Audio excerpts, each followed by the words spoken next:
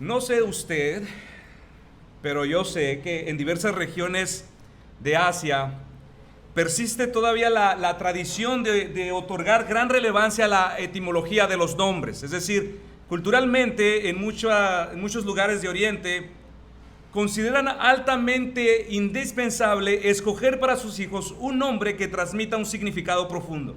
Ellos sinceramente creen que el nombre tendrá mucha influencia en el trayecto de sus vidas. Pero no siendo esto más que una sola superstición, muchas veces el mismo nombre resulta en la desgracia o ocasión perfecta de muchas burlas. Por ejemplo, le voy a hablar un poquito de una experiencia personal. En un viaje de estudios que tuve la oportunidad de conocer a unos jóvenes coreanos, y especialmente a un joven coreano, cuyo nombre sonaba más o menos así, Dougie. Dougie era un joven simpático, de baja estatura. Sus ojos obviamente eran rasgados y portaba lentes circulares. Siempre portaba una gorra arrugada que estaba un poco más grande que su cabeza. Su complexión física era extremadamente delgada, al grado que podrías tú identificar en su cuerpo su clavícula, su fémur, el cubito del codo, los metacarpianos, los huesos metacarpianos y otros huesos en su cuerpo. Y en una ocasión, mientras convivíamos y aprendíamos de esta cultura, uno de los jóvenes igualmente de Corea mencionó la importancia que en su país le daban al significado de sus nombres. Así que tan pronto nosotros supimos de estos, obviamente se despertó en todos la curiosidad por saber qué es lo que significaban sus nombres. Aún no comenzábamos a preguntar cuando Dougie bajó su cabeza e hizo una expresión así: "Oh man", traducido al español, chintrolas. Así que le tocó su turno. "Dougie, ¿qué significa tu nombre?" Y él respondió un tanto apenado. Por favor, dijo, en inglés obviamente, él dijo, "no se vayan a reír, pero si se ríen, entiendo". Nosotros prometimos, no nos vamos a reír. Y él dijo, "mi nombre significa the strongest", es decir, el más fornido, el más musculoso, el más fuerte. Y aunque prometimos no reírnos, pues no pudimos cumplir con tal promesa. Todos nos reímos. Bueno, mis hermanos, Dougie no ha sido el único individuo que se ha sentido apenado al explicar el significado de su nombre. En la Biblia encontramos el relato de un hombre que de manera muy semejante también padeció la pena de tener que explicar el significado de su nombre. Y este hombre fue Abraham. Abraham, cuyo nombre significa Padre exaltado, en su etimología correcta, es decir, Padre de muchos. Cuando ustedes ven esta historia, nosotros podemos ver, desde este contexto, podemos ver la pena que embargaba el corazón de Abraham al tener que decir estas cosas. Así que continuando con la exposición del capítulo 11 de Hebreos, mis hermanos, en esta mañana retomaremos nuevamente el ejemplo de la vida de Abraham en relación ahora con su esposa Sara. Pero en esta ocasión nos vamos a enfocar de manera especial en algunos acontecimientos que probaron hasta el extremo la veracidad de la fe de Abraham. Vayamos todos juntos, mis hermanos, a nuestras Biblias, al capítulo 11 de Hebreos, otra vez. Y vamos a leer juntos versículos 11 y 12. Esta va a ser la porción para este mensaje. Dice la palabra de Dios: "Por la fe también, la misma Sara, siendo estéril, recibió fuerza para concebir. Y dio a luz aún fuera del tiempo de la edad, porque creyó que era fiel quien lo había prometido. Por lo cual también de uno, y ese ya casi muerto, salieron como las estrellas del cielo en multitud, y como la arena innumerable que está a la orilla del mar". Antes de poder adentrarnos, mis hermanos, en algunos aspectos de la fe de Abraham, lo que vamos a hacer primero es tratar de empatizar con el corazón de Abraham. Trataremos de comprender la pena que durante mucho tiempo embargó su corazón de manera especial. Y esto por la imposibilidad de poder engendrar un hijo. Así que nuestro primer punto a tratar es la pena y aflicción de Abraham. Los versículos 11 y 12 que acabamos de leer hacen alusión al libro de Génesis, capítulo 15. donde en aquel momento Dios se le presentó a Abraham para otorgarle una promesa. Le invito por favor que vaya al capítulo 15 de Génesis. Vamos a estar mencionando algunos textos de esta porción. Génesis capítulo 15. En el versículo 1, aquí el Señor dice a Abraham: no temas, Abraham, yo soy tu escudo, y tu galardón será sobremanera grande.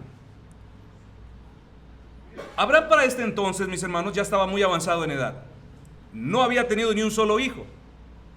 Años atrás, Dios le había dicho en Génesis 12, versículo 7, a tu descendencia daré esta tierra. Pero al tiempo que estamos acá leyendo en el versículo 1 del capítulo 15, ya habían pasado 2, 3, 6 años y el tiempo seguía corriendo y aún Abraham no tenía ni un hijo. Así que al escuchar esta promesa, usted puede percibir que Abraham, en lugar de regocijarse, mostró el dolor de su corazón. O podríamos decir, expresó la queja de su corazón. Leamos el versículo 2. Señor Jehová, ¿qué me darás? Siendo así que ando sin hijo, y el mayordomo de mi casa es ese Damaseno, Eliezer. En otras palabras, Señor, ¿de qué servirá que me des una gran recompensa? Mírame, Señor, estoy viejo. Y además, si me dieras dicho galardón, ¿de qué me serviría? No tengo a un hijo a quien heredarlo. Y sigue diciendo el versículo 3. Mira que no me has dado prole. Y he aquí que será mi heredero un esclavo nacido en mi casa. Y Dios le responde en el versículo 4. No te heredará este, sino un hijo tuyo será el que te heredará. La pena, mis hermanos, que embargaba el corazón de Abraham era que biológicamente tanto él como su esposa Sara llegar a tener un hijo era algo imposible. Fue por esto que al enterarse que Dios le daría un hijo, usted sabe la historia, Sara más adelante se ríe de lo que escuchó.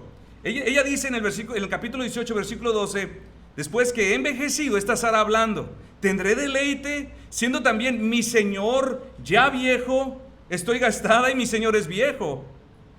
En este pasaje, mis hermanos, al decir Sara que estaba gastada, no solamente estaba reconociendo su edad avanzada, sino también su lamentable estado de esterilidad. Y por otra parte, también el estado decrépito de su esposo, muy viejo. En este pasaje es lo que está hablando. Así que, sí, la promesa de un gran galardón era realmente una noticia extraordinaria. Lo era. Sin embargo, mis hermanos, podemos ver que cuando Abraham escuchó esto, él no se sintió entusiasmado, porque el corazón de Abraham estaba realmente desolado. Sus mejores años ya se habían ido. Y lo más difícil de sobrellevar, mis hermanos, era tener que reconocer que nunca pudo tener un hijo. Y como si no fuera suficiente, su nombre era un recordatorio constante de su propia desgracia. Padre Abraham, padre exaltado, padre de muchos. En nuestra generación, mis hermanos, no poder tener hijos es algo triste, es algo desconcertante. Nadie quiere verse en esa posición. Pero en los tiempos de Abraham era mucho más que eso. No poder tener un hijo en los tiempos de Abraham era una condición humillante y podríamos decir lo más cercano a estar bajo una maldición. Así era. Donald Gray Barnhouse escribió: Abraham era un hombre prominente en una tierra que era un punto de encuentro para los viajeros. Dice él: imagine una posible conversación con un comerciante que se detiene. Al atardecer, los comerciantes habrían acudido a la tienda de Abraham para presentar sus proyectos comerciales. Las preguntas protocolarias habrían seguido un patrón establecido. ¿Quién eres? ¿Cuántos años tienes? ¿Cuánto tiempo llevas dedicado a esto? Cuando el comerciante se hubiera presentado, Abraham se vería obligado también a hacer lo mismo. Y Abraham tendría que decir, en su idioma, obviamente ellos entendían: mi nombre es padre de muchos. Debió de ocurrir cientos o quizás miles de veces, y cada vez era más humillante que el anterior. O podrían haber respondido los comerciantes: padre de muchos, enhorabuena, felicidades. ¿Y cuántos hijos tienes? Y entonces Abraham tenía que responder a esa pregunta tan humillante, de una manera tan humillante: ninguno. Así que seguramente debió haber muchas risas disimuladas por la incongruencia de su nombre y el hecho de que no tuviera ningún hijo que lo respaldara, la contradicción entre lo que su nombre representaba y la realidad de su situación debió ser un peso emocional muy difícil de sobrellevar para Abraham. Imagine cómo debió sentirse Abraham, mis hermanos. Cada vez que alguien lo llamaba: hey, padre de muchos, ¿cómo estás? Hey, padre de muchos, salúdame a Sara. Por allá otro lugar: padre de muchos. Estamos pendientes con lo que hablamos antier. Cada vez que alguien lo llamaba, le recordaba el hecho de lo que nunca pudo obtener en su vida. Le recordaba de una bendición que nunca alcanzó. El hecho de que su nombre lo vinculara a la imagen de un padre de muchos, mis hermanos, acentuaba aún más su herida en su corazón, algo que siempre le angustió. Y mis hermanos, así es como muchas veces se deja sentir el dolor en muchas personas. Situaciones de lo más normales que en otras circunstancias serían agradables y de mucho gozo, de pronto se vuelven verdaderamente difíciles. Por ejemplo, a los solteros y solteras ya avanzados en años, les cuesta mucho trabajo estar entre los hermanos de la iglesia, entre los matrimonios de la iglesia. Y por lo regular estas personas terminan aislándose porque no se sienten parte de los demás. Parejas que después de años no han podido concebir, el simple sonido de niños corriendo y sonriendo de aquí a un lado en la iglesia podría resultarles una carga muy difícil de soportar. Mujeres que se consideran poco agraciadas físicamente comienzan a envidiar la belleza de otras más afortunadas, generando por este síndrome de comparación muchas raíces de amargura en sus corazones. Los hombres que por aras del destino no han podido realizarse profesionalmente ni destacar como buenos proveedores en sus casas, comienzan a despreciar a aquellos que parece ser que han alcanzado cierto éxito. Hay muchos sinsabores, mis hermanos, entre nosotros que se sufren en silencio y que muchos ni siquiera podemos notarlo. Así que así era como se sentía Abraham, mis hermanos. Algo le faltaba y ese algo, cada vez que surgía la ocasión, estaba amargando cada vez más y más su existencia. Por eso expresó a Dios su quejido. Por eso es que él expresó a Dios su pena. ¿Qué me vas a dar? ¿Qué me puedes dar, Dios, si yo no tengo esto? Mis hermanos, es absolutamente legítimo venir ante Dios para expresar tu queja. ¿Lo puedes ver? Es absolutamente legítimo venir ante Dios para expresar tu descontento. Esto es lo que está haciendo Abraham. Ante el trono de Cristo, mis hermanos, mis hermanas, no tienes por qué fingir que todo está bien. No tienes por qué aparentar que nada te aflige. Ve tal cual estás. Expresa tu queja. Expresa al Señor tu aflicción, tu descontento, tus miedos. ¿Sabes por qué? Porque Él está dispuesto a llevar tu carga. Hace unas cuantas semanas atrás, mi esposa estuvo lidiando con muy fuertes dolores en todas sus articulaciones, en unas más que otras, y especialmente en la noche. Por lo regular, ella al estar dormida se quejaba de dolor, dormida. Yo me despertaba y obviamente me afligía por escucharla. Y allí en su padecimiento yo ponía mi mano sobre ella y oraba por ella. Al día siguiente, estando yo en el trabajo, le enviaba un mensaje preguntando: mi amor, ¿cómo estás? Ella me respondía siempre: bien.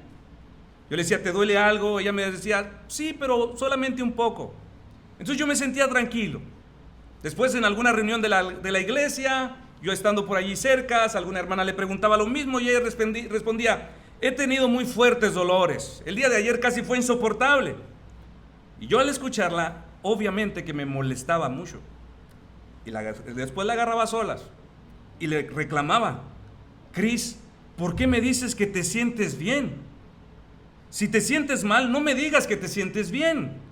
Sé que no quieres preocuparme, pero si tú no estás bien, yo le decía a ella: yo no quiero estar bien. Sé que no puedo hacer nada, pero al menos déjame afligirme contigo. Si tú no estás bien, yo no quiero estar bien. Si tú te sientes mal, dímelo, al menos quiero afligirme contigo. Hermanos, ¿saben algo? En muchos aspectos así es Cristo, con su esposa, su iglesia. Yo te puedo asegurar que si tú no estás bien, Él no quiere estar bien. Él no quiere estarlo. Dice Isaías 63:9, en toda aflicción de ellos, Él fue angustiado. Pero a diferencia de su servidor, mis hermanos, él sí puede hacer algo al respecto. Él sí puede hacer algo por el que está afligido. Por eso cuando Abraham expresó su queja, su descontento, cuando vino tal y como él se sentía, Dios no se airó contra él. Nosotros podemos ver que en su lugar él le otorga una gran promesa que vendría a suplir la necesidad que tanto embargó su corazón. En Génesis 15 le dice: un hijo será tu heredero. Al Abraham, al oír esto, seguramente se mostró incrédulo, pues Dios ya se lo había dicho mucho antes. Recuerda, en Génesis 2 él ya le había dicho, y aún Abraham no había visto nada. Por lo tanto, como suele hacer Dios, mis hermanos, él apeló a otro de los sentidos de Abraham y lo llevó afuera, bajo el dosel inmenso de las estrellas. Usted conoce la historia. Y en el versículo 5 de Génesis 15 le dice: y lo llevó afuera y le dijo: mira ahora a los cielos y cuenta las estrellas, si las puedes contar. Y le dijo: así será tu descendencia. Imaginen, mis hermanos, este cuadro. Dios ya le había dicho a Abraham que un hijo sería su heredero, y tal vez Abraham no estaba convencido del todo. Sus razones para dudarlo eran muy obvias. Pero hermanos, Dios no dejaría a su siervo en este estado. Él va a ayudarle en su incredulidad. Así que Dios vuelve en la noche a Abraham para que contemplara la innumerable multitud de estrellas que él mismo creó. Le dice así en extremo a Abraham: será tu futura bendición. Mis hermanos, en la vida, muchas veces nosotros nos sentiremos igual que Abraham. Tenemos su palabra revelada. Tenemos sus promesas que son claras y firmes. Pero dígame, si no es cierto que aún así muchas veces tú dudas. Muchas veces tu corazón duda. Dígame si no es cierto que se inquieta, que se llena de incertidumbre. O simplemente no logra descansar en lo que Dios ha dicho en su palabra. Como hemos dicho, nuestro corazón viene dividido entre dos afectos. Por un lado en las cosas invisibles y por otro lado en lo que vemos. Y es precisamente aquí, mis hermanos, donde vemos la paciencia y la gracia de Dios hacia nosotros. Él no dejará que nos hundamos en incredulidad. No nos dejará hundirnos en el miedo. No te dejará que te hundas en la incertidumbre, sino que Él vendrá una y otra vez, y las veces que sean necesarias, para recordarte lo que Él ha dicho. Esta es la tercera vez, mis hermanos, que Dios viene a Abraham para confirmarle lo mismo. Así que si usted alguna vez dice: oye, pero ¿por qué en la iglesia predicaron o enseñaron lo mismo? Bueno, así hace Dios. Y a veces Él quiere volver a recordarnos las cosas que Él ya nos dijo. Y quizás usted se pregunte: ¿y cómo lo hace? ¿Cómo viene el Señor a confirmarnos? Bueno, el Señor esto, mis hermanos, lo hace a través de distintos medios. El primero de ellos es el medio de la predicación.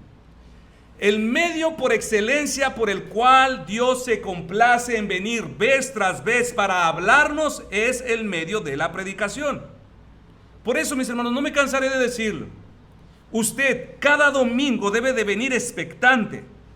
Cada domingo debe de venir con su oído listo para escuchar, con una atención dispuesta a lo que será predicado. ¿Por qué? Porque es así como nos habla Cristo. Y es así como Él habla a nuestra más profunda necesidad del día a día.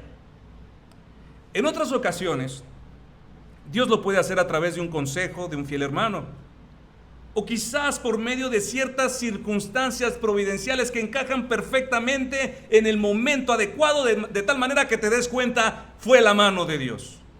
Como que algo me quiere decir el Señor. Y así que, hermanos, voy a repetir lo que siempre he dicho. Cada vez que dudes de la fidelidad de Dios, mira a tu alrededor. El Señor dijo que ciertamente el bien y la misericordia te seguirían todos los días de tu vida. ¿No fue lo que Él dijo, mis hermanos?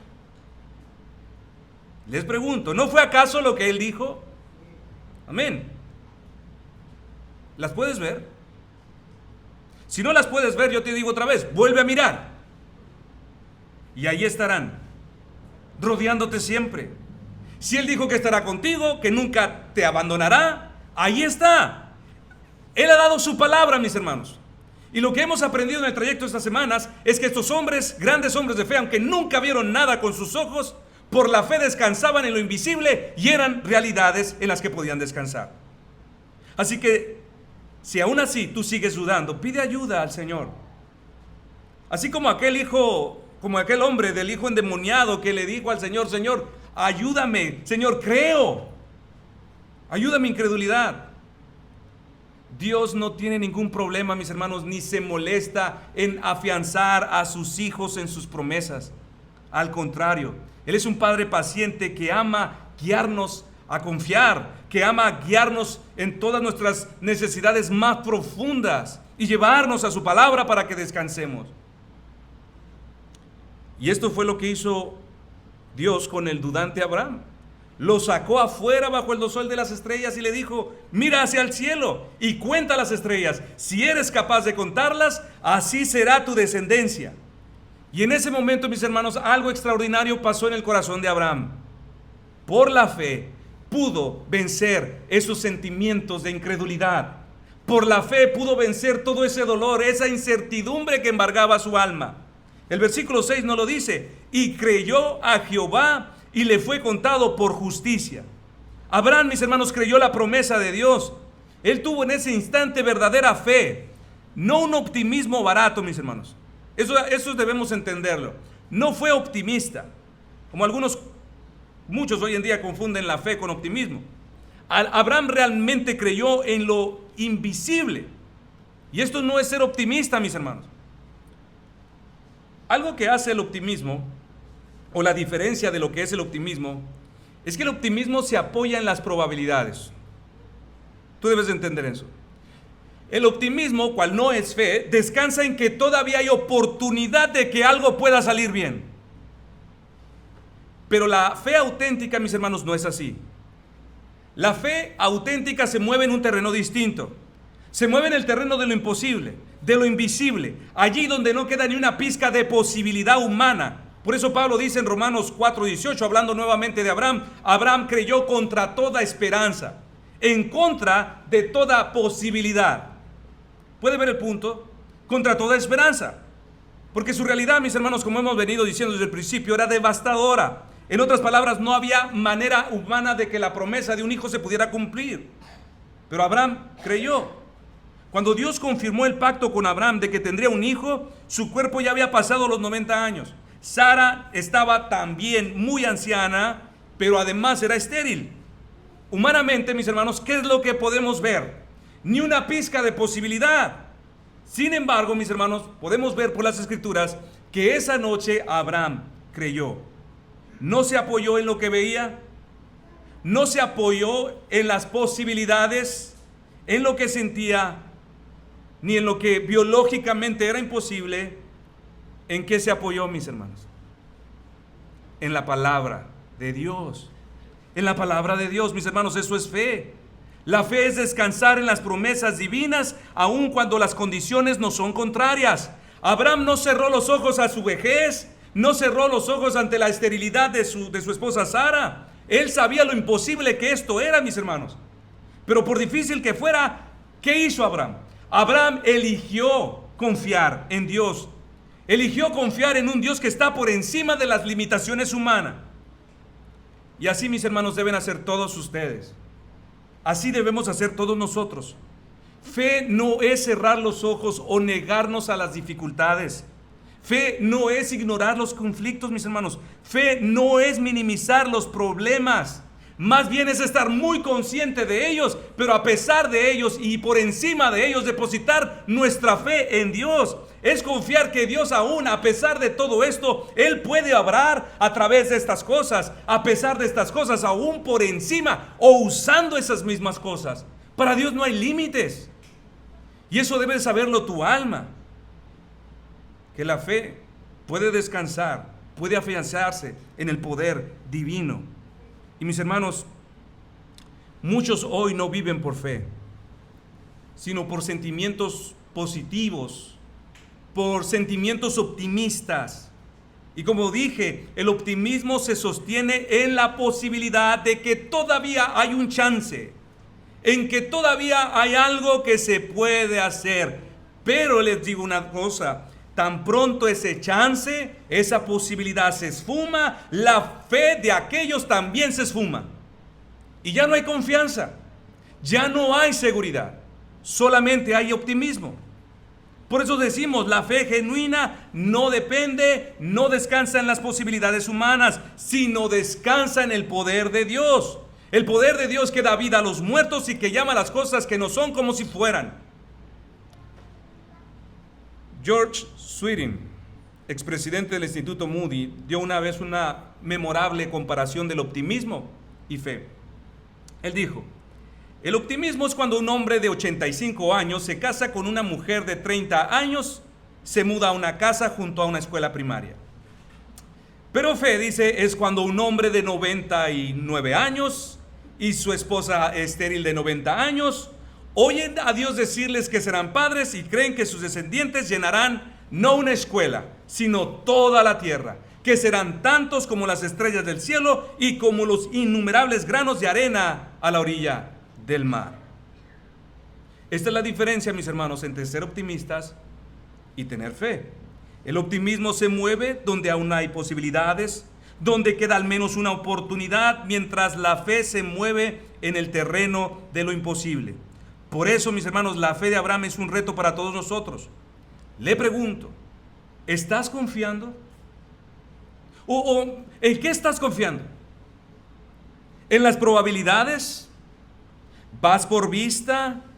¿Tienes tu fe en un diagnóstico médico? ¿En una puerta abierta? ¿En una plaza laboral? ¿Tienes tu fe en un grado académico? ¿En todo lo que se puede ver?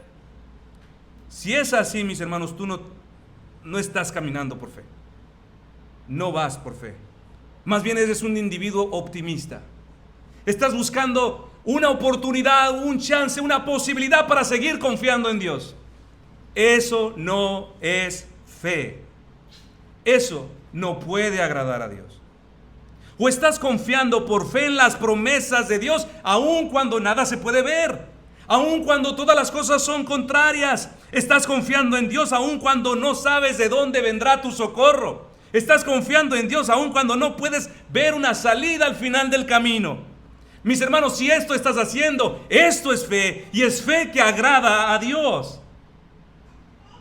Eso fue, mis hermanos, lo que hizo Abraham. Él creyó contra toda esperanza, y ese mismo llamado se nos hace hoy a nosotros: confiar en un Dios que cumple sus promesas, que cumple su palabra, aunque las circunstancias visibles nos griten lo contrario. Ahora, como segundo punto, veamos ahora otro aspecto de la fe. Y es que la verdadera fe, mis hermanos, es una fe que espera. Es una fe que espera. Cuando Dios habló con Abraham en aquella noche, hemos dicho, Abraham realmente confió en la palabra de Dios. Él realmente confió que Dios le daría la vitalidad para engendrar un hijo. Pero conforme algunos años comenzaron a pasar, aquella gran palabra como que comenzó a tomar un matiz de prueba. Pues Dios vuelve a tomarse su tiempo, y otra vez vuelven a pasar los años, 2, 3, 5 y 10 años, y esta promesa aún no se cumplía. Abraham y Sara ahí seguían haciéndose más viejos, y Sara aún seguía estéril. ¿Puede imaginarse, mis hermanos, lo difícil? Por lo que Sara, ahora en la historia bíblica, en el relato bíblico, entra en escena. Y le vemos como que comienza a impacientarse y a cavilar en su mente de qué manera es que esto podría llegar a suceder. Quizás Sara pensó, mi esposo ya casi pasa de los 90, yo cada vez estoy más vieja y estéril. Posiblemente ella dijo a su corazón, sí, le creo a Dios, pero ¿cómo podría quedar embarazada? Así que, hermanos, de tanto cavilar y cavilar en su mente, viene a su mente un pensamiento intrusivo y recuerda una ley de las sociedades antiguas, la cual consiste en que ante tales casos, la esposa podía conceder el permiso a su esposo para que se case con otra mujer y por medio de ello asegurar una descendencia. Esto fue lo que al parecer contempló Sara en su mente. Y por causa de los vientos contrarios de su cuerpo y del tiempo, Sarai decide otorgarle este derecho a su sierva Agar.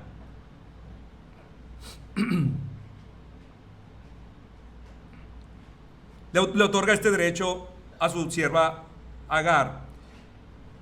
Y me perdí.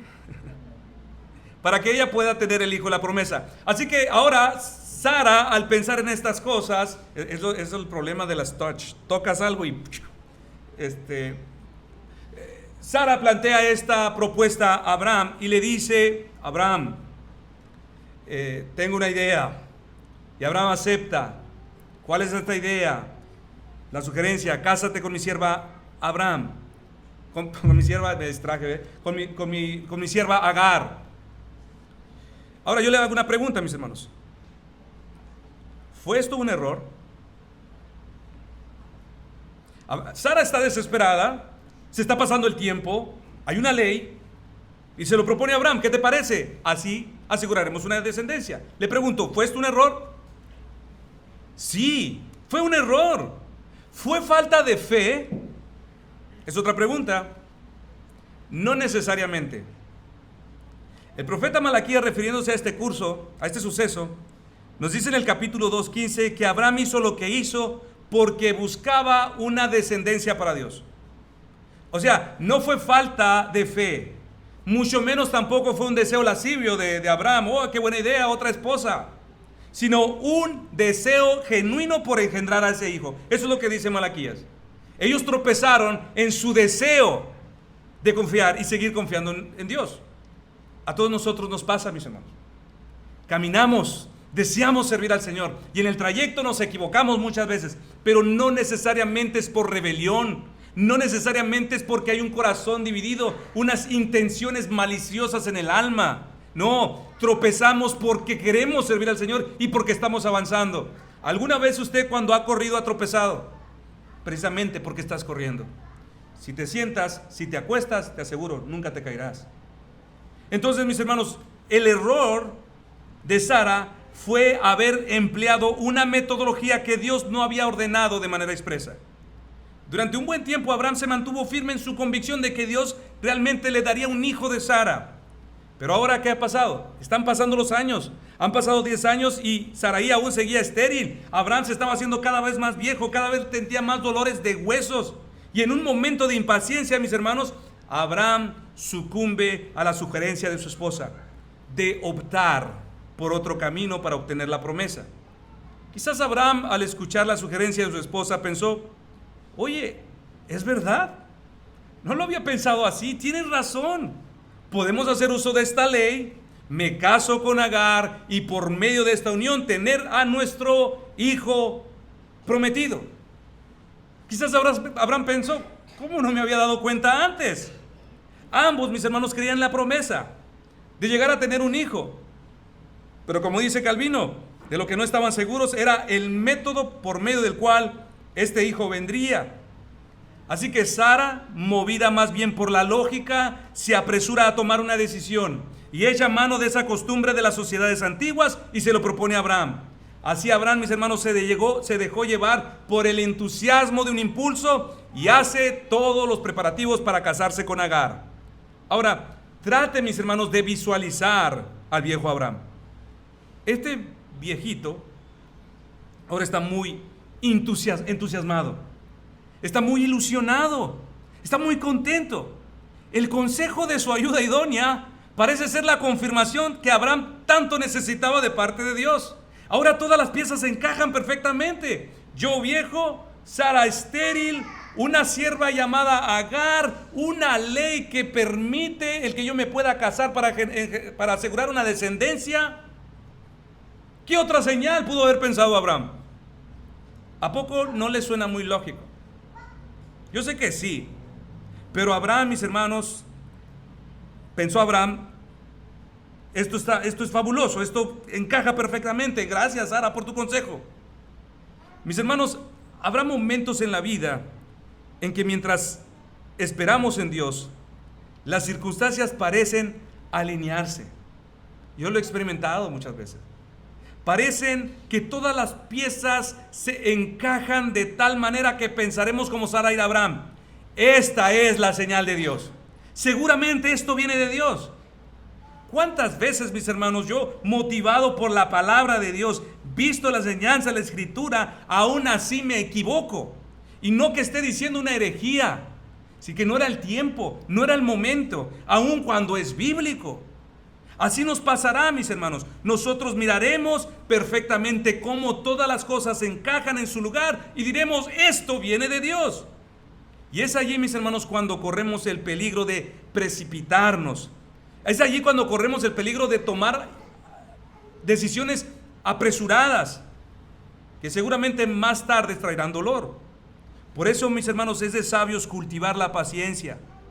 Es de sabios orar al Señor y pedir su dirección, aún en lo que parece tan obvio y tan lógico en todo momento. Y sobre todo, mis hermanos, estar dispuestos a esperar. Estar dispuestos a esperar. Aún, repito, cuando todo parezca indicarnos que esa es la decisión correcta. Aún cuando todo parezca indicarnos que ese es el método correcto. Dice Isaías 28:16: el que cree, escuche, no se apresure. El que cree no se apresure.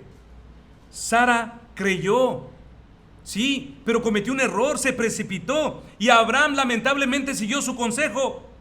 Y como era de esperarse, mis hermanos, la poligamia no funciona. No funciona. Un hogar con dos mujeres viviendo bajo el mismo techo, en la misma cocina, compartiendo al mismo esposo, no es posible. Jamás funciona. ¿O sí? No. Y la precipitada e insensata decisión de Sara, mis hermanos, comenzó a dar sus frutos amargos. ¿Cuándo? Cuando Agar quedó embarazada. Estas mujeres se volvieron rivales, porque nos dice la Escritura que Agar comenzó a sublevarse sobre su señora Sarai y comenzó a tratarla con desprecio, y lo mismo comenzó a hacer Sarai. Pero un problema estaba por ocurrir, mis hermanos. 14 años más tarde, cuando Abraham tenía ya 99 años, y estando a punto de hacerle una quinceañera a Ismael, Dios aparece nuevamente a Abraham para reafirmar su promesa original. Dios viene a confirmarle a Abraham que el tiempo de cumplirle su promesa había llegado. ¿Se imagina el chubasco que se llevó a Abraham? Aquí Abraham se entera que Ismael no era el hijo de la promesa. Imagínenselo. Es como si de pronto a usted viene un juez y le dijera: lo siento, señora Marcela, pero Mateo no es tu hijo, te lo cambiaron en el hospital. Tal vez se alegraría, no lo sé, no, ¿verdad? Nadie se alegraría. O que usted le dijera: Miguelito no es tu hijo, o Isaac no es tu hijo, te lo cambiaron en el hospital. Mis hermanos, algo así experimentó Abraham. Y es aquí donde uno se podría preguntar: ¿cómo es que esto llegó a ocurrir? Sea como sea, mis hermanos, lo que debemos saber y lo que debemos tener seguridad es que ningún hombre está exento de errar. Abraham era un hombre de fe, pero seguía siendo un hombre de carne, como todos nosotros. Y esta, mis hermanos, esta vez no era la primera vez que Abraham mostraba su debilidad. En ambas ocasiones él negó a Sara, recuerda, y dijo que era su hermana. Y esto por miedo, exponiéndola a muchos peligros. Mis hermanos, en nuestra vida cristiana todos nosotros también experimentaremos momentos así, momentos donde tendremos una fe fuerte, una fe entusiasta, pero que solamente será cuestión de tiempo, del cambio de algunas circunstancias, de ciertas situaciones, para que al día siguiente claudiquemos, nos debilitemos, así como Abraham o como David. Seguramente usted recordará, usted sabe que David fue un gran hombre, un hombre valeroso. Peleó contra un león, lo mató. Peleó contra un gigante, Goliat, lo mató. Pero después le vemos huyendo de Saúl, porque tenía miedo a que lo matara. Y así, mis hermanos, como David, como Abraham, también nosotros muchas veces dejaremos ver nuestra debilidad, nuestra impaciencia, nuestros miedos, y aún los incrédulos nos dirán: ¿y dónde está tu fe? Nuestros mismos actos dejarán en tela de juicio lo que creemos, nuestra confianza en Dios. Así que, mis hermanos, el problema con la sugerencia de Sara y la acción de Abraham fue que intentaron alcanzar la promesa de Dios por medio del poder de su propia fuerza. Abraham se encontraba desanimado de tanto esperar, y el consejo insensato de su esposa terminó por minar su determinación. Es el tipo de cosas, mis hermanos, que nosotros y que tú, todos, nos sentiremos tentados a hacer cuando somos impacientes, cuando no nos atrevemos a esperar a Dios. Sí, tenemos un gran anhelo y confiamos en que Dios tiene el poder de ayudarnos, de bendecirnos según su sabiduría, pero nuestra impaciencia en la espera comenzará a minar esta determinación y lo arruinaremos todo. ¿Sabes? Te meterás en problemas a tu esposa, meterás en problemas a tus hijos, arrastrarás a tu familia tras las secuelas de nuestra impaciencia, así como hizo Abraham. ¿Y cómo luce esta impaciencia, mis hermanos? En algunos de nosotros. Bueno, vemos que Dios está tardando, así que solo para asegurarnos, le vamos a dar una ayudadita al Señor. Solo para asegurarnos, sí, creemos, pero se está tardando, vamos a asegurarnos y nos precipitamos a tomar el asunto en nuestras manos. Incluso, hermanos, lo hacemos empleando medios pecaminosos para alcanzar los deseos que anhelamos. Algunas mujeres, cansadas de esperar en un hombre de Dios, ceden al sexo prematrimonial con la intención ilusoria de asegurar el corazón de ese hombre, lo cual siempre termina trayendo mucho dolor. Algunos hombres, ansiosos por un deseo lícito de proveer a sus familias, se apresuran a tomar un trabajo aún en detrimento de su hogar o de sus deberes cristianos. Algunos jóvenes, frente a un mandamiento expresamente prohibido de no unirse a yugo desigual, se relacionan con incrédulos, supuestamente para evangelizarlos y ganarlos para Cristo, pero la intención es realmente ganarlos para sí. Algunos padres, no sabiendo esperar ni aplicarse a la sabiduría de Dios, consultarán la sabiduría del mundo, de los psicólogos, de los terapeutas, y sumergirán a sus hijos en un sinfín de tratamientos médicos que nunca resultan. Todo por no saber esperar, mis hermanos. Muchas veces, al igual que Abraham y Sara, somos movidos por la impaciencia, no vemos la respuesta inmediata de Dios, entonces tratamos de justificar nuestra fe con acciones equivocadas. Decimos, sí, estoy confiando en Dios, por eso debo actuar. Pero la realidad, mis hermanos, es que estamos queriendo manipular los medios. Estamos tratando de acelerar el tiempo solo para forzar el cumplimiento de lo que nosotros queremos. Y es allí donde te equivocarás. Y eso, en el fondo, mis hermanos, revela que dudamos del poder de Dios para hacer lo imposible. ¿A poco crees que el Señor no sabe que tú ocupas un esposo o una esposa cristiana? ¿A poco crees que Él no sabe que tú eres un joven que está esperando por una muchacha piadosa? O el trabajo adecuado para poder servir al Señor. ¿A poco crees que no sabe? ¿A poco crees que Él es un mal padre?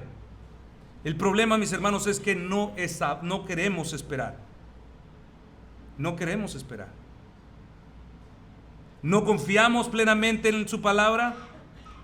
¿Y sabes qué es lo que sucede? La impaciencia nos esclaviza a años de sufrimiento, de inestabilidad y de dolor. Cosa que habría ya pasado. Pero la fe verdadera, mis hermanos, no necesita muletillas humanas. Porque la verdadera fe puede descansar en la fidelidad de un Dios que cumple su palabra a su tiempo y a su manera. Y esto no solamente ocurre a nivel personal, mis hermanos, también nosotros puede pasarnos como iglesia. Estamos ansiosos por hacer la obra de Dios, pero no estamos dispuestos a esperar su tiempo. ¿Y qué es lo que hacemos? Muchas iglesias recurren al sensacionalismo pragmático. Llenar de emociones a la iglesia, eventos especiales, fiestas, payasitos, dramas, cosas que no encuentras en las escrituras. Se inventan algo, ¿para qué? Para retener a la gente contenta. Se inventan un sinfín de ministerios para tenerle a cada gente contenta con un puesto. Sensacionalismos. ¿Funciona? Sí, pues entonces que se haga. ¿No es bíblico? No nos importa, porque hacerlo bíblico retarda más el progreso de la vida cristiana, o retardará más los efectos de llenar nuestra iglesia. Y terminan produciendo apariencias de conversiones, mis hermanos. Tú lo sabes, yo no necesito decírtelo. Tú muchas veces ves en la alabanza, en otras iglesias, en los grupos, gente incrédula. Personas bautizándose y a los días en escándalos de inmoralidad. Eso no es lo que queremos como iglesia, mis hermanos. Entonces por eso tenemos que esperar en el tiempo de Dios. ¿Que nos podemos equivocar? ¿Que nos hemos equivocado? Sí, porque estamos queriendo hacer la voluntad y nos hemos errado. Deseamos ver nuestra iglesia llena, sí, seguros de que nosotros queremos eso, pero no vamos a recurrir al marketing de negocios, mis hermanos.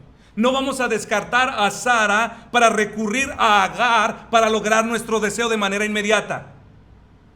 Cuando las iglesias actúan, mis hermanos, como Abraham, todo lo que se gana es engendrar hijos ilegítimos, inconversos, hombres y mujeres a quienes Dios no reconoce como hijos suyos.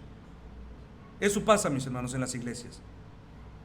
Todo lo que ganan es llenar a sus iglesias de hombres inconversos, de hombres y mujeres que Dios desconoce. Así que no debe sorprendernos, mis hermanos, por qué Dios en Génesis 17, al volver a Abraham, comienza con estas duras palabras. En el versículo 17, capítulo 17, versículo 1. Yo soy el Dios Todopoderoso. Anda delante de mí y sé perfecto. Estas son palabras de reprensión, mis hermanos, a un hijo que se desvió. Dios estaba confrontando a Abraham por su pecado de impaciencia. Yo soy Dios Todopoderoso, dijo Dios, afirmando con fuerza su dignidad para ser confiado, afirmando con fuerza su poder omnipotente para cumplir todo lo que Él ha dicho. Y por eso también exige obediencia, diciéndole inmediatamente a Abraham: anda delante de mí y sé recto, sé perfecto. Allí Dios en su justicia, mis hermanos, reprendió a Abraham en su confusión, pero a la vez en su gracia alimentó su fe, porque Él es un padre. Por eso añadió: y pondré mi pacto entre mí y ti, y te multiplicaré en gran manera. Entonces Abraham se postró sobre su rostro, y Dios habló con él diciendo: he aquí mi pacto es contigo, y serás padre de muchedumbre de gentes. Dios reprendió la incredulidad disfrazada de impaciencia de Abraham, pero que increíblemente que sea esto, mis hermanos, la bondad de nuestro Dios siempre viene para dar ánimos a los que son de la fe, para renovar su fe. Esto lo hizo, y por esto Él agregó en el versículo 5: y no se llamará más tu nombre Abraham, sino que será tu nombre Abraham, porque te he puesto por padre. Ahora cambió el término, de muchedumbre, no de muchos, de muchedumbre. Dios aquí, mis hermanos, declaró que a partir de entonces su nombre sería Abraham. No Abraham, el padre de muchos, sino Abraham, el padre de multitudes, el padre de naciones. Sin duda, mis hermanos, que Dios quería renovar la fe de Abraham. No solo lo levantó después de sus dudas y tropiezos, sino que lo afirmó con una bendición aún mayor. Ya no serás llamado padre de muchos, sino que ahora serás llamado padre de multitudes, de naciones. Mis hermanos, qué cuadro tan maravilloso de la gracia encontramos en este relato. ¿Acaso no es así, mis hermanos, como Dios ha obrado también con muchos de ustedes? Después de tus errores, después de muchos fracasos, después de tu desobediencia y de tu impaciencia, ¿cuándo Él ha venido a aplastarte? ¿Cuándo ha venido a apagar la poca fe que te queda? ¿Cuándo ha venido a apagar el pábilo que apenas se humea? Nunca, mis hermanos. Nunca lo ha hecho así. Todo lo contrario. Nos toma de la mano como a hijos e hijas amadas, renueva nuestra fe, aviva nuestras fuerzas, endereza nuestros caminos y nos impulsa a seguir adelante. Dice la Escritura: porque el que comenzó la buena obra en nosotros no la va a dejar inconclusa. Él la perfeccionará hasta el día de Jesucristo. Muchas de las veces, mis hermanos, cuando yo recibo esta reafirmación de Dios en mis debilidades, en mis fracasos, realmente que me preocupo. Digo: Señor, ¿por qué no me disciplinas para saber que soy tu hijo? Pero muchas veces vemos así como Abraham. Dios viene con una actitud de reproche hacia su hijo Abraham, y en vez de azotarlo, en vez de aplastarlo o despreciarlo, Él aún lo conforta y le promete más cosas para afianzar a su hijo. Es así, mis hermanos, como Dios muchas de las veces actúa. Y esta, mis hermanos, es una de las poderosas razones para seguir confiando en Dios. Una de las poderosas razones para seguir. Saber que Dios no nos soltará de la mano. Saber que no se rendirá con nosotros, aunque muchas de las veces nosotros queramos tirar la toalla. Así que la exhortación de Dios para mí y para todos nosotros también es: yo soy el Dios Todopoderoso. Anótalo. Anda delante de mí y sé perfecto. En otras palabras, Él es digno de ser confiado. Él es digno de que en su poder pongamos toda nuestra confianza y esperanza. Él es digno de que sobre Él echemos toda nuestra ansiedad, nuestro cansancio, nuestro desánimo, nuestra ansiedad, porque Él prometió tener cuidado de nosotros. Por eso, mis hermanos, cuando aún parezca que el Señor tarda, cuando aún parece que Él nos está olvidando, recuérdate esto: no es así. No es así. Lucha, mi hermano, por poner en Él tu confianza. Lucha, mi hermano, por poner tu confianza en su poder. Y lucha para poder esperar con paciencia. Todos, mis hermanos, necesitamos cultivar esa virtud. Y la Biblia vez tras vez nos lo recuerda. En los Salmos encontramos exhortaciones hacia lo mismo. Salmo 27:14: aguarda a Jehová, esfuérzate y aliéntese tu corazón. Sí, espera en Jehová. Salmo 37:7: guarda silencio ante Jehová y espera en Él. No te alteres con motivo del que prospera en su camino, por el hombre que hace maldades. Salmo 37:34: espera en Jehová y guarda su camino, y Él te exaltará para heredar la tierra. Cuando sean destruidos los pecadores, lo verás. Salmo 130, versos 5 y 6: esperé yo a Jehová, esperó mi alma, en su palabra he esperado. Mi alma espera a Jehová, más que los centinelas a la mañana, más que los vigilantes a la mañana. Así que Abraham, mis hermanos, a pesar de caer y tropezar con los obstáculos de la incredulidad, aún así nos deja un gran ejemplo de fe, porque tropezó como quien avanza, como quien verdaderamente está corriendo la carrera de la fe. Y vamos ahora a nuestro último punto, mis hermanos. Dios eligió a Sara para mostrar su gracia. Ahora, era necesario hablar de todas estas cosas de Abraham para poder centrar nuestra atención en un último episodio, un episodio específico que nuestro escritor obviamente tiene en mente, y esto es Sara, que también era recipiente de esa promesa. Dice nuestro pasaje en Hebreos 11: por la fe también la misma Sara, siendo estéril, recibió fuerza para concebir y dio a luz aún fuera del tiempo de la edad, porque creyó que era fiel quien lo había prometido. Por lo cual también de uno, y ese casi muerto, salieron como las estrellas del cielo en multitud, y como la arena innumerable que está a la orilla del mar. Humanamente podríamos preguntarnos: ¿por qué la insistencia de Dios en Sara? ¿Por qué no simplemente dejar que fuera Agar quien le diera el hijo de la promesa? Después de todo, ¿quién de nosotros no lo entendería, mis hermanos? Sara era estéril. Obviamente no podríamos esperar un hijo. Que sea Agar. ¿Cuál es el problema? ¿Por qué Dios insiste con Sara, que está vieja y que es estéril? Bueno, precisamente por eso, mis hermanos. Por eso es que Dios bendice a Sara, para dejar claro que Sara no fue favorecida porque tuviera fuerzas, porque tuviera méritos o una fe perfecta.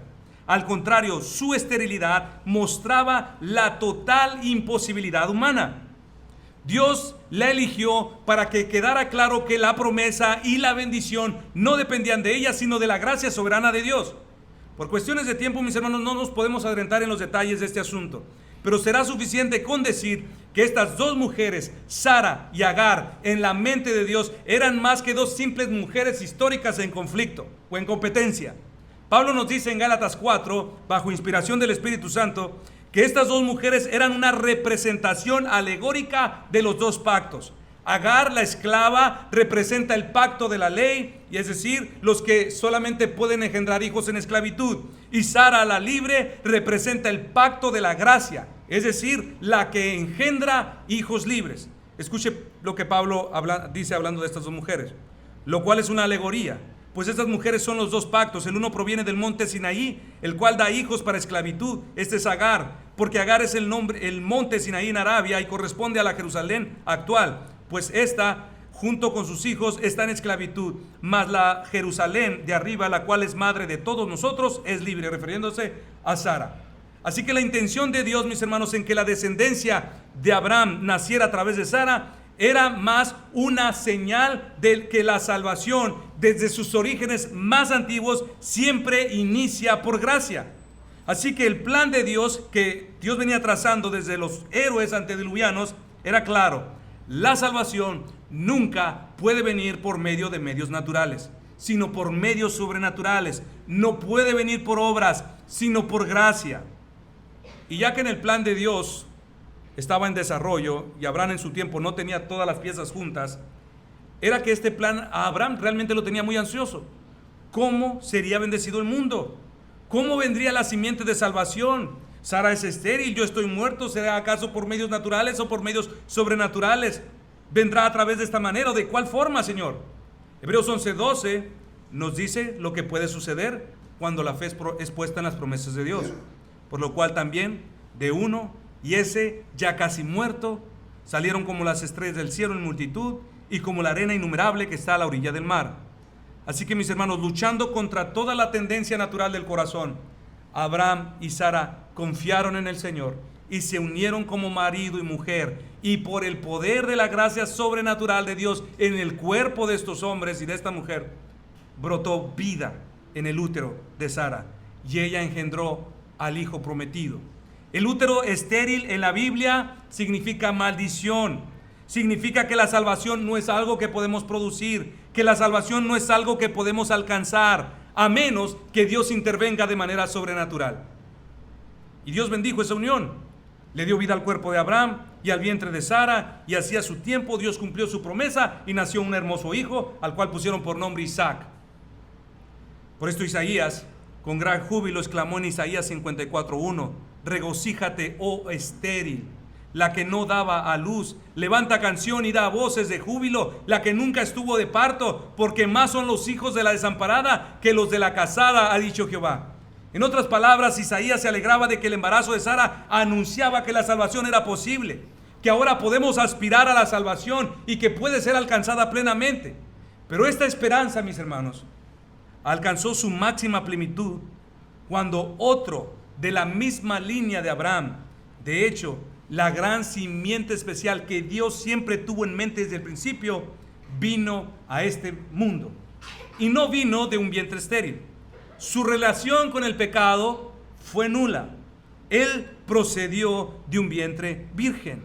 El vientre estéril de Sara habla del fracaso humano, de nuestra relación con el pecado, tiene relación con el defecto humano. Mas el vientre virgen habla de una obra apartada, de una nueva obra santa, inocente y sin culpa, que pertenece solamente a Dios. La bendición que Dios prometió a Abraham solo podía hacerse realidad si el vientre estéril podía engendrar un hijo. Y la salvación que posteriormente promete Dios solamente podría ser posible si la virgen podría hacer lo mismo. Y ambas cosas, mis hermanos, Dios hizo.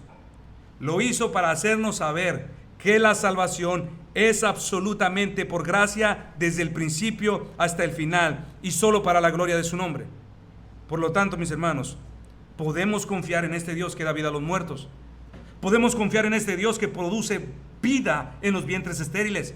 Podemos confiar en su poder que trae salvación de donde menos se espera y que puede traer salvación en donde menos se espera.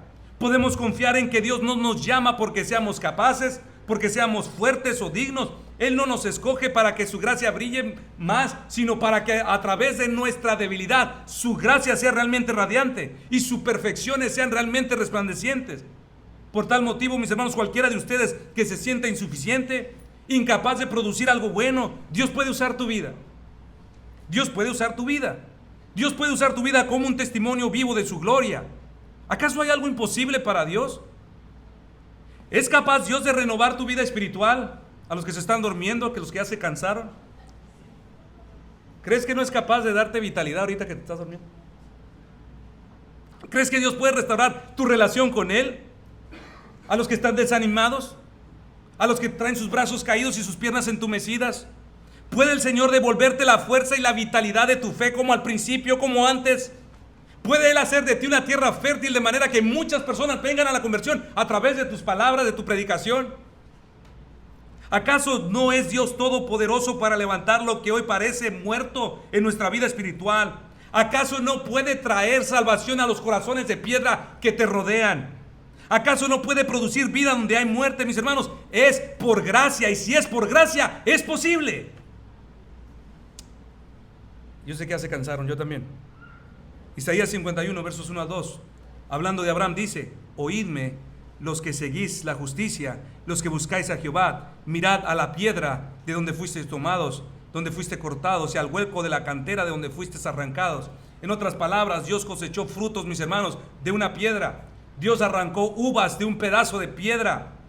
Mis hermanos, la fe de Abraham puesta en el poder de Dios nos exhorta a confiar en Dios en todas nuestras necesidades, en todos nuestros anhelos. Nos exhorta a confiar en su poder y sobre todo a saber esperar con paciencia, porque fiel es el que lo promete. Sea que se tarden las cosas, Dios sabe por qué. Y nosotros somos llamados, mis hermanos, a poner nuestra fe en esas promesas que parecen imposibles, pero que por la palabra plasmada en las Escrituras, a través de la fe seguramente que recibiremos. A Dios sea la gloria, mis hermanos. Vamos a orar. Padre Dios, gracias, Señor, porque nos recuerdas verdades profundas acerca de tu palabra, de tu poder y también de nuestra condición humana. Te pedimos, Señor, que a través de las verdades que hemos escuchado, nuestros corazones puedan ser afianzados, Señor, y fortalecidos para seguir adelante. Es difícil, Señor, marchar frente a tanta oposición. Es difícil, Señor, para la carne anteponerse y saber sobreponerse a lo difícil de esta vida, Dios. Pero queremos no ir por vista, Señor, sino por fe, confiados en tu palabra, Señor, de que todas las cosas que tú has establecido en tu palabra son ciertas y son verdad. Ayúdanos, Señor, a confiar como todos estos hombres, Señor, que tú nos has dejado en tu palabra, para imitar el ejemplo, Señor, y maravillarnos de lo que puede hacer la verdadera fe en todos los que la poseen. En el nombre de Jesús y por sus méritos oramos. Amén.